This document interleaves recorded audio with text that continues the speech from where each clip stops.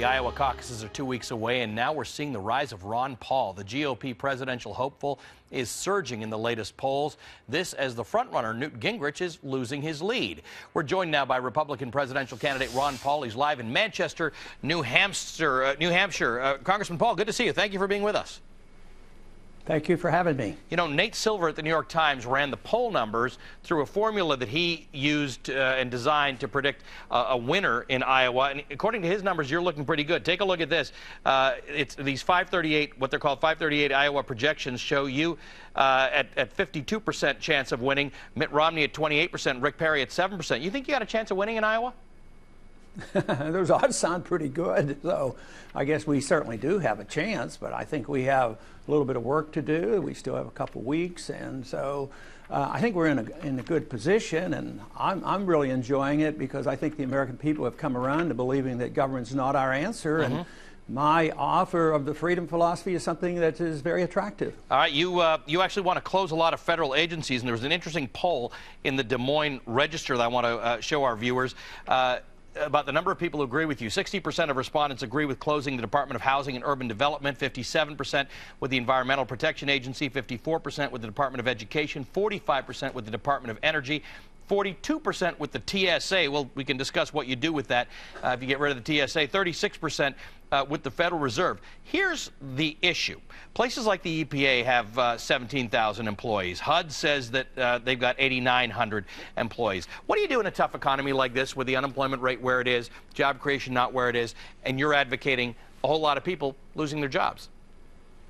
Well, you go through attrition and you let them go and you reduce the number of people who are working for the government, because many of us who see government as the problem, as people working for the government as being non-productive, it takes money out of the private economy, puts it in the government, and then the bureaucrats, they do damage to the economy, so you lose twice.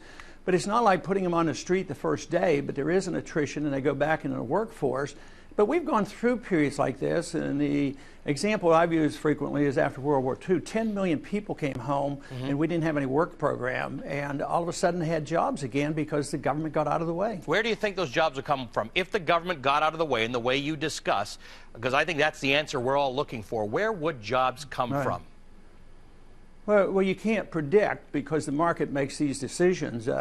If you get out of the way and invite capital back and you restore sound money, I mean, all kinds of places. Maybe we would get our industrial base back again. But you can't tell. And if you're an economic planner and think that you know and you want to stimulate things and you pump money into Solyndra and do these different things, that's a negative. You have to allow the market to make the decision.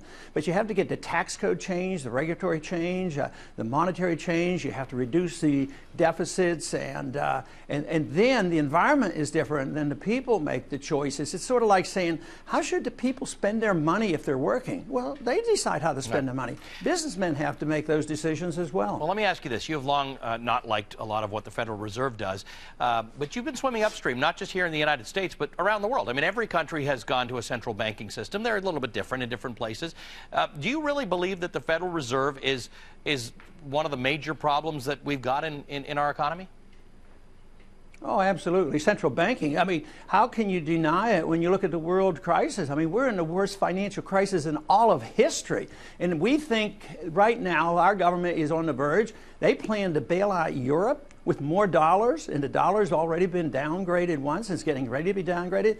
To defend central banking and not ignore the fact that central banking has brought us to this crisis, I think people are living with blindfolders on, and this doesn't mean that there's chaos. There's just...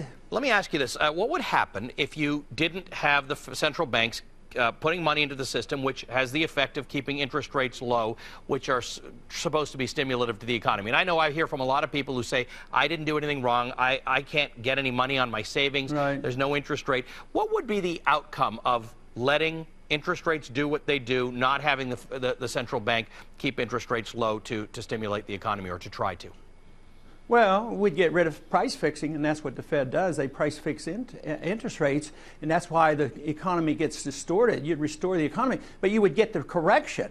when the government, when the Federal Reserve and Congress distorts the economy and they get overbuilding like they did in the housing bubble, right, you would correct that. But what did they do with the housing bubble? They propped it up and all the bad debt. The taxpayers ended up with it. So what you do is you want the correction to occur. You want to eliminate the debt and the malinvestment so we can get growth again.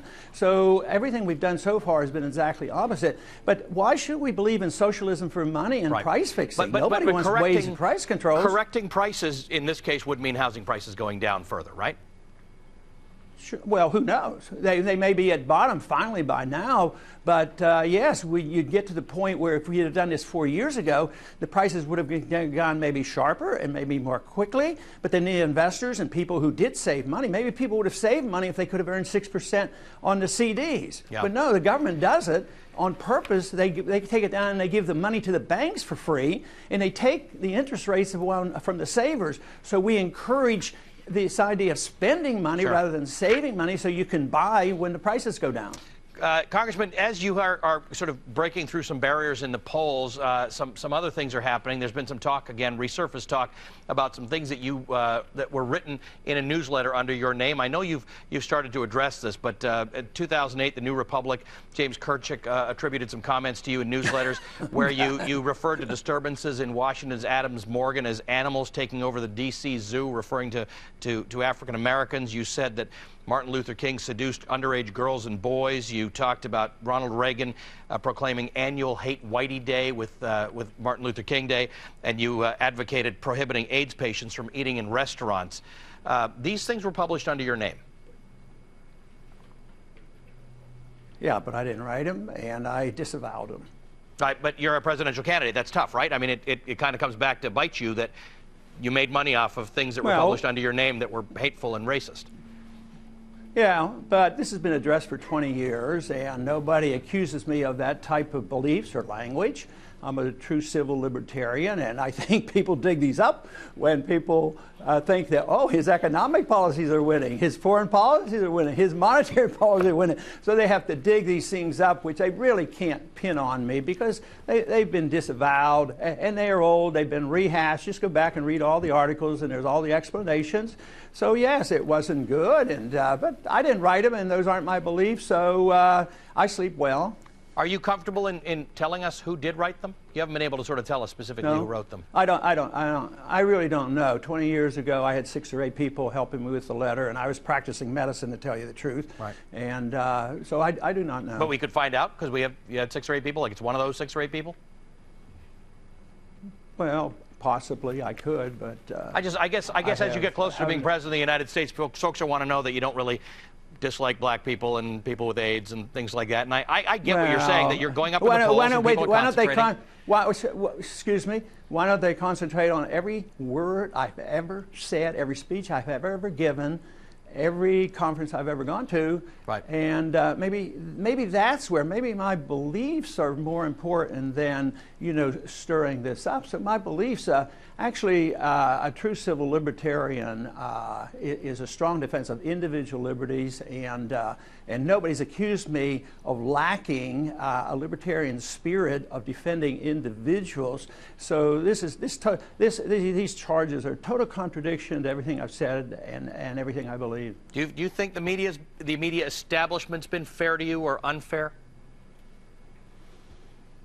Oh, you mean, well, they're so biased. I don't know whether you use fair or unfair. Okay, you think they're biased against you? Well, I mean, why don't you go look at Jon Stewart's reports when he defends me on the biasness of the media. I mean, he mocked the media for the way they've treated me during the campaign and reported. But I don't get upset about that, and that's just the way you guys work, so it's no big deal to me. That's just the way. And the more progress I make in challenging the status quo, challenge the bankers and challenging the bank bailouts, challenging this wicked foreign policy of war forever and the military-industrial complex, the stronger they will emphasize picking this and ignoring the important issues of what freedom is all about and what civil liberty is all about. And why don't you go look at why I make a lot of comments about the war on drugs and how racist the enforcement of drug laws are. I mean, who else defends I know you do. the racism in drug laws? Yeah, you don't. You're concentrating on something else. So somebody someday ought to look at the whole picture rather than picking out something. I didn't write and I have disavowed. So and that's been done many times. So go back and read the record. It's the cost of surging in the polls.